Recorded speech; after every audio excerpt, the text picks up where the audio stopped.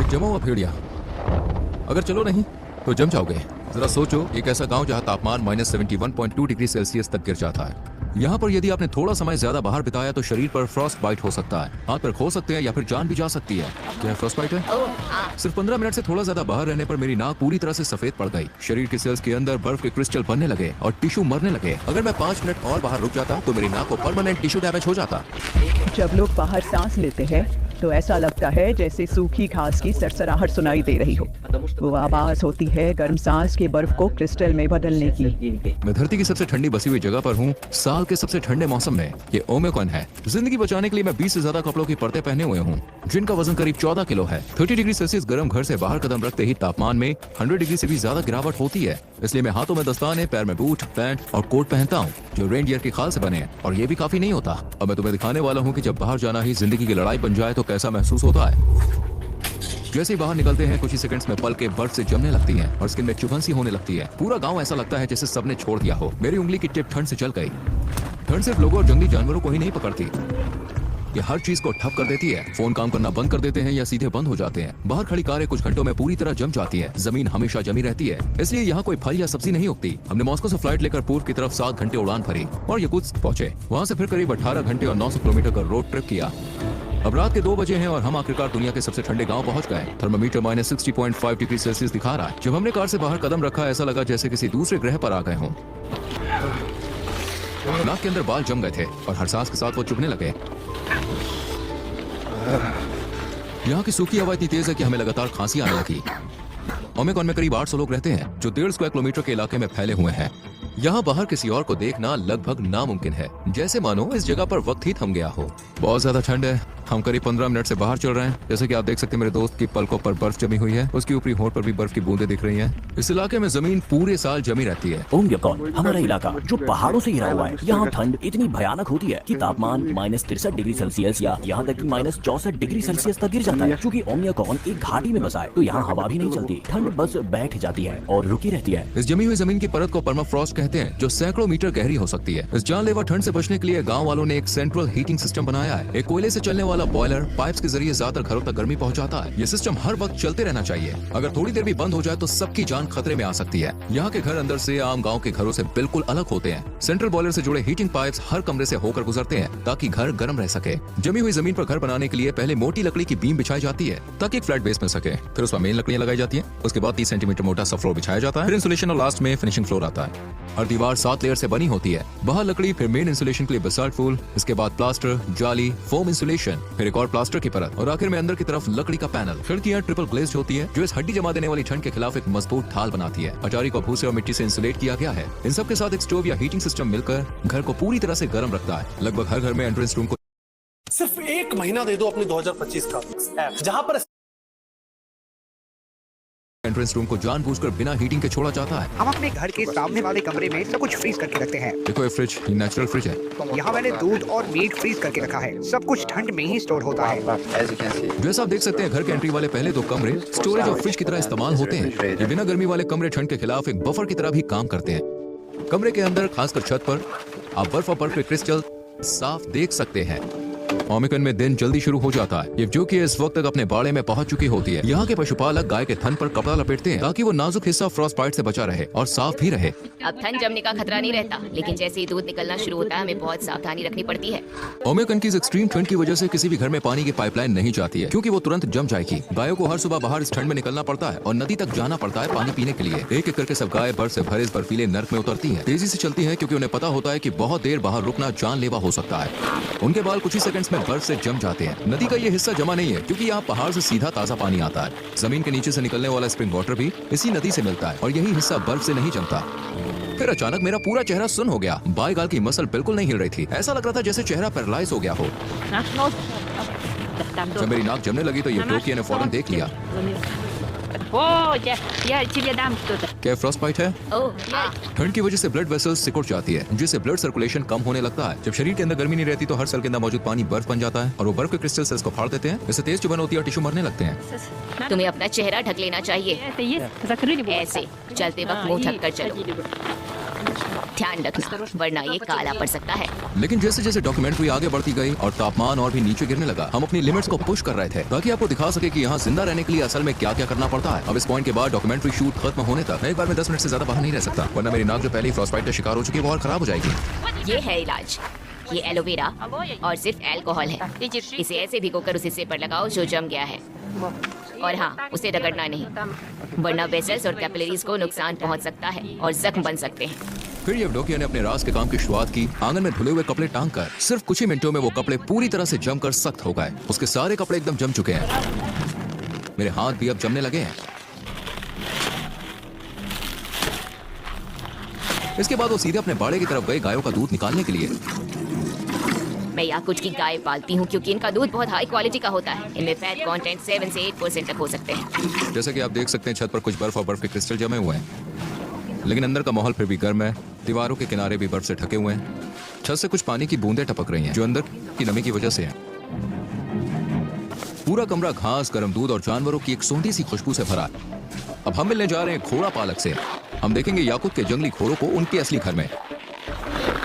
Mikhail, Ruhi, ये रहे याकुत घोड़े। यहाँ की हालत इतनी सख्त है कि सिर्फ यही घोड़े खुद को इस माहौल में ढाल पाए हैं। आज तापमान कितना है? यहाँ का तापमान करीब -50 डिग्री सेल्सियस है और बाहर ज्यादा देर रहना मुश्किल होता है। हमारे पास खुले मैदान में फेंसिंग का एक सिस्टम है। ये घोड़े ज्यादातर खुले में ही चरते हैं।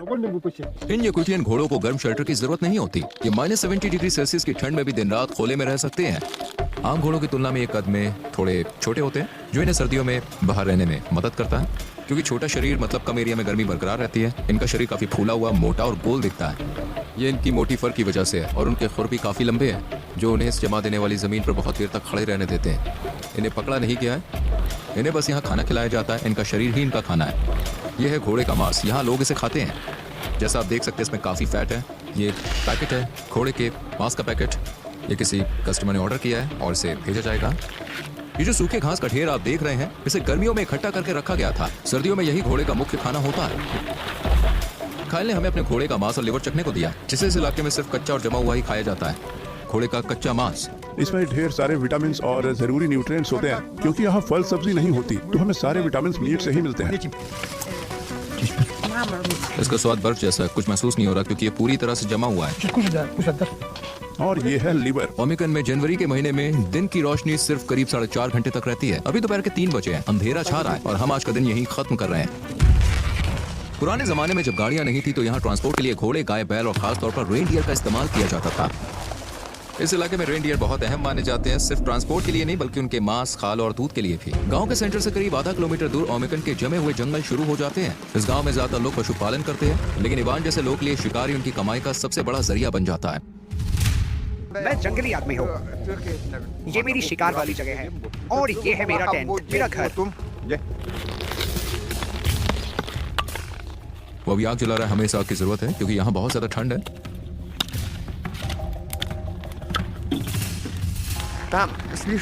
हमें सिर्फ रास्ते पर चलना चाहिए। नीचे की बर्फ पतली है।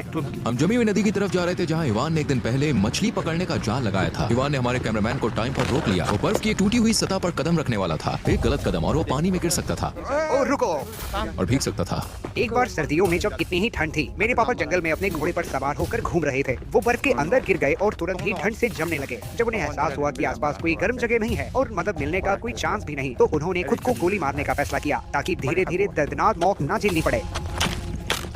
थोड़ा पानी लेंस पर गिर गया। ओह माय गॉड, ये तो अभी से जम गया।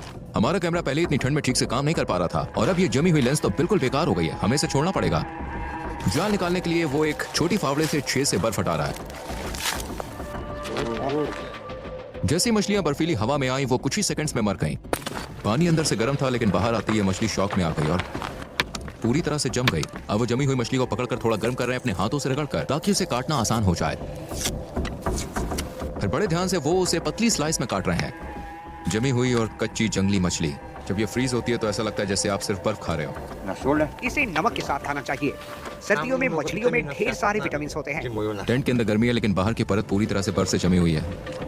आप देख सकते हैं वो आग को तेज कर रहे हैं और थोड़ी मछली प्रकृति को अर्पण कर रहे हैं। हे प्रकृति की आत्मा, हमारा ये तोहफा स्वीकार करो, हमें शिकार में सफलता दे और अपनी जमीन की समृद्धि से हमें नवाजें। उनके शमानी विश्वास के मुताबिक उन्हें शिकार की आत्मा को संतुष्ट रखना होता है, वरना अगली बार शिकार में कुछ हाथ नहीं लगेगा। अब हम जंगल की तरफ बढ़ रहे हैं। इवान इस बार कोई बड़ा शिकार करना चाहते हैं। ऐसा लग रहा है जैसे यहाँ से अभी अभी कोई जानवर गुजरा है। जमीन पर पैरों के निशान और थोड़े पेशाब के धब्बे दिख रहे हैं। देखो, ये रोड डियर के पैरों के निशान है। हम उसके काफी करीब आ चुके हैं। क्योंकि मैं 10 मिनट से ज्यादा वक्त तक बाहर ठंड में खड़ा रहा, मेरी नाक फिर से सुन्न होने लगी। अब मुझे और सावधान रहना पड़ेगा। मुझे अपनी नाक महसूस ही नहीं हो रही है। ओके, उस तरफ से वो भागते हुए जंगल की ओर गया था। ओके। मैं जाल वहीं लगाऊंगा। उन्हें उम्मीद है कि कोई बड़ा जानवर इसमें फंसेगा। शिकारी को पता है कि जानवर हर दिन एक ही रास्ते पर चलता है, इसलिए वो उसी रास्ते पर जाल बिछा रहे हैं।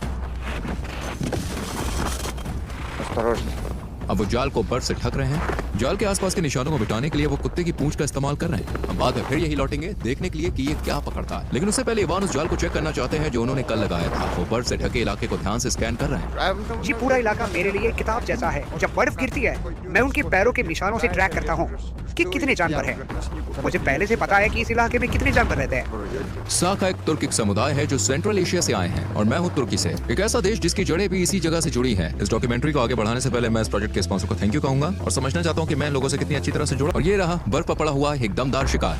तुम्हें एक खरगोश मिला है और वो भी बहुत बड़ा। हम सबके खाने के लिए काफी होगा। उसे जाल ने नहीं मारा, वो वहीं फंसा रह गया और जानलेवा ठंड ने उसकी जान ले ली। तो यहाँ प्रकृति कोई मजाक नहीं करती। ये जाल उस जाल से छोटा है जो हमने आज लगाया था। अब देखना है कि अगली बार क्या फंसता है, लेकिन फिलहाल आज रात आग पर मीट पकेगा। ओम्याकान में खरगोश बहुत मिलते हैं। युद्ध के समय हमारे लोग इन्हीं खरगोशों का शिकार करके जिंदा बचे थे। तुम्हारा ने खरगोश पकाया, अपने घर में डिनर टेबल तैयार की। इसमें बिल्कुल फैट नहीं है, ये बहुत लीन मीट है, थोड़ा सूखा लगता है। आगे आने वाले को सीन शूट करना हमारे लिए सबसे मुश्किल था, लेकिन द ओलेंगोव्स की मदद से, जो रूरल रशिया पर यूट्यूब का सबसे बड़ा चैनल है, हम ये सब शूट कर पाए। सुबह की पहली रोशनी में हमें घर के पास कुछ ऐसा दिखा जिसकी उम्मीद नहीं थी। एक विशाल सांप की मूर्ति जो पूरी की पूरी गाय के गोबर से बनी हुई है। उसका वजन 360 किलो से भी ज्यादा है और इसे एक लोकल किसान ने बनाया है। यहाँ का सब जीरो क्लाइमेट पानी के पाइपलाइन को भी चलने नहीं देता। अगर पाइप लगाए जाए तो उसके अंदर का पानी तुरंत जम जाएगा। इसलिए लोग अपनी जरूरतें ऐसे पूरी करते हैं जैसे हाथ धोने के लिए टैंकों में पहले से स्टोर किया गया पानी इस्तेमाल करना। हमारा सिंक काफी पुराना है। नीचे एक बाल्टी रखी है जिसमें पानी गिरता है और जब भर जाती है तो उसे उठाकर बाहर फेंक देते हैं। एक बार फिर यहाँ प्लम्बिंग सिस्टम न होने की वजह से घरों में ना तो शावर होता है ना टॉयलेट। इन जरूरी सुविधाओं को बैग में बनाए गए कैबिन्स में रखा गया है जो बिना हीटिंग के होते हैं। सीवेज सिस्टम न होने के कारण इंसानी वेस्ट वहीं जमा रह जाता है जहां उसे डाला गया है। जैसे ही वेस्ट हवा के संपर्क में आता है वो तुरंत जम जाता है और धीरे धीरे बर्फ के खंभों की तरह जमा होता है, जो कभी कभी 1 से 2 मीटर ऊंचे हो जाते हैं और फिर धीरे धीरे टूटते हैं। जब किसी को टॉयलेट जाना होता है तो उसे पहले काफी सारे कपड़े उतारने पड़ते हैं और जल्दी करना पड़ता है ताकि ठंड से जम ना जाए। ये कोई आरामदेह अनुभव नहीं होता, लेकिन ये टॉयलेट थोड़ा अलग है। इसमें हीटर है, बट प्रॉब्लम ये इसे वेंटिलेट नहीं किया जा सकता क्योंकि बाहर की ठंडी हवा हीटिंग सिस्टम को खराब करती है। ओह, देखो, अरे वाह। इस तरह के टॉयलेट को ठंड से बचाने के लिए अब भी इस्तेमाल किया जाता है। हालांकि इसके अंदर अक्सर तेज बदबू जमा हो जाती है। नहाने, खाना बनाने, बर्तन धोने या बस पानी पीने के लिए साफ पानी जरूरी होता है, लेकिन यहाँ पानी हासिल करना अपने आप में एक बड़ा प्रोसेस है। लोग यहाँ नदी से बर्फ के ब्लॉक्स काटते हैं, फिर उन्हें पिघलाकर ताजा पानी बनाते हैं ताकि रोजमर्रा के काम हो सके। इस वक्त आप जो देख रहे हैं वो एक सफेद चादर जैसी फैली हुई बर्फ है, लेकिन उसके नीचे एक जमी हुई नदी है जो यहाँ पानी का इकलौता स्रोत है। अब वो एक चिसल से मोटी बर्फ को काट रहे हैं। अगर बहुत ठंड हो तो जल्दी काम करना पड़ता है, वरना खुद ही जम जाओगे। जैसे जैसे हम एक एक करके ठोस बर्फ के ब्लॉक्स काटते हैं, उन्हें उठाकर स्लेट पर रखते जाते हैं। 1, 2, 3। ओप्स। हमने स्लेट पर उतने बर्फ के टुकड़े लाद दिए हैं जितना वो उठा सकता है। हमारे पूर्वज इन बर्फ के ब्लॉक्स को बैलगाड़ी में चले जाते थे। निकोलाई, ये कितने दिन चलेंगे? मेरा परिवार बड़ा है, ये शायद 2 या 3 हफ्ते चल जाएंगे।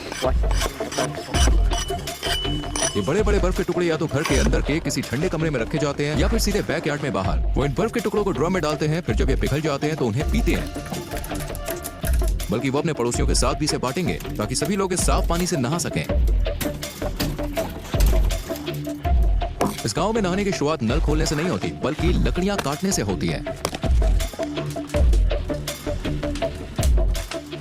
अब वो निकोलाई से लिया गया एक बर्फ का टुकड़ा उठा रहा है और उसे अंदर ला रहा है।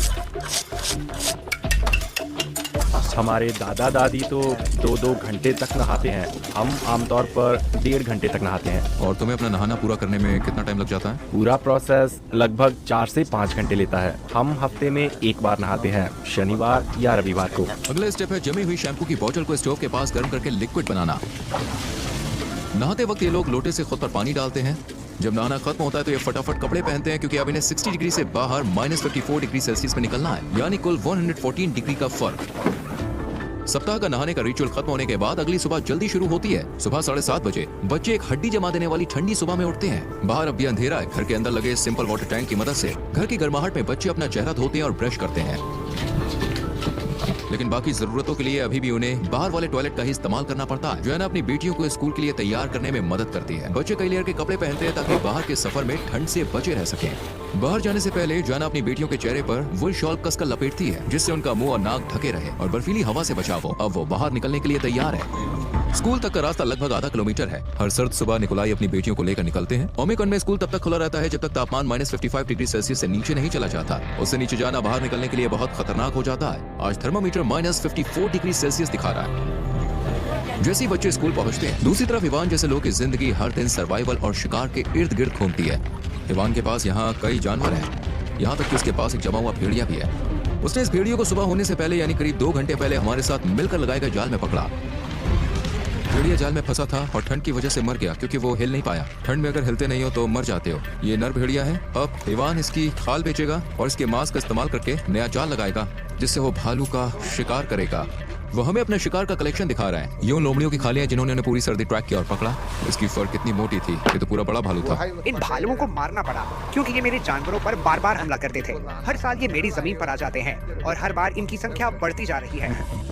ओमिकॉन की ठंड इतनी ज्यादा है कि सबसे मजबूत गाड़ियां भी फेल हो जाती हैं अगर उन्हें सही तरीके से तैयार ना किया जाए। अगर कोई गाड़ी कुछ घंटे तक बिना इंजन चलाए बाहर रह जाए तो वो पूरी तरह से जम जाती है और बिना पूरी तरह डिफ्रॉस्ट किए चालू नहीं होती। अपनी कार को डिफ्रॉस्ट कैसे करोगे? हम जेट हीटर यूज करेंगे। हमें नहीं पता कि स्टार्ट होगा या नहीं। हर हिस्सा कड़क बर्फ में जम चुका है, मेटल, फ्यूल, तेल, यहाँ तक की बैटरी भी। वो सबसे पहले कार पर जमी मोटी बर्फ को ब्रश से साफ कर रहे हैं। टायर एकदम पत्थर जैसा सख्त हो गया है। बाहर का तापमान -56 डिग्री सेल्सियस था। टायर पंक्चर नहीं हुआ है, बल्कि इतनी ज्यादा ठंड में अंदर की हवा सिकुड़ जाती है, जिससे टायर पिचक जाता है। ये लोग इस सेटअप को इंस्टॉल कर रहे हैं ताकि गाड़ी को गर्म किया जा सके। हम इसे पूरी तरह से बंद करने की कोशिश करते हैं ताकि जो गर्म हवा अंदर है वो बाहर न निकले।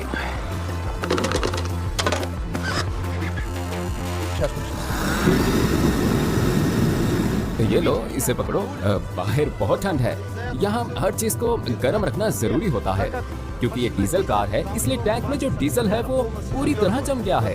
गाड़ी अब ऐसे ही 3 से 4 घंटे तक गर्म होने के लिए रखी रहेगी। अगर किसी लोकल के पास हीटेड गैराज है तो वो अपनी गाड़ी को महीनों तक सुरक्षित रख सकता है बिना इंजन को खतरे में डाले। जो हमारी गाड़ी को डिफ्रॉस्ट किया जा रहा था, तो हमने पहली बार ऐसी गैराज का दौरा किया था। इस गैराज का दरवाजा बहुत ही अच्छी तरह से इंसुलेटेड है, कोई भी कोना खुला नहीं छोड़ा गया है। वो लोग स्पेशल इंसुलेशन मटेरियल का इस्तेमाल करते हैं। दीवार को देखिए, लेयर दर लेयर बनाया गया है और यहाँ हीटिंग पाइप्स भी है जो पूरे गैराज को गर्म रखते हैं। हमने गाड़ी को 3 घंटे तक गर्म किया है। अब इसे स्टार्ट करने की कोशिश करते हैं। बैटरी लगाई जा चुकी है। अब डिपस्टिक से ऑयल लेवल चेक किया जा रहा है। ये पहली बार है जब दरवाजा खोला गया है। हाँ, बहुत बढ़िया। इस गाड़ी को मौत के मुंह से वापस लाया गया है। अब हम यहाँ से निकलने की कोशिश करेंगे। ओमिकॉन में जिंदा रहने का मतलब प्रकृति पर जीत पाना नहीं है, बल्कि उसके साथ तालमेल बनाकर जीना है। प्राचीन शामनिक ज्ञान से प्रेरित याकुट लोग ठंड से लड़ते नहीं, बल्कि उसे सम्मान देते हैं और उसके नियमों के साथ जीते हैं। देखो, तापमान जरा भी ऊपर नहीं जा रहा है। यहाँ सबसे बेरहम सर्दियों का सामना डर से नहीं बल्कि रिवाजों और विश्वास से किया जाता है। इस अटूट यकीन के साथ कि प्रकृति जितना लेती है उतना ही लौटाती भी है। ये सिर्फ जिंदा रहने की कहानी नहीं है, ये है प्रकृति के साथ जीने की कहानी। एक बहुत बड़ा धन्यवाद मेरे प्यारे दोस्त तुर्गत एकिम को, जो इस पूरे सफर में हरदम मेरे साथ थे। उन्होंने भी ओमिकॉन में एक वीडियो शूट किया जहाँ उन्हें एक लोकल परिवार से खास इन्विटेशन मिला और उन्होंने जमा देने वाले गाँव की रोजमर्रा की जिंदगी को कैमरे में कैद किया। और हाँ, जब मैं तुर्गत के साथ शूट कर रहा था तो हम दोनों ने -55 डिग्री सेल्सियस पर जमी हुई नदी में छलांग लगाई।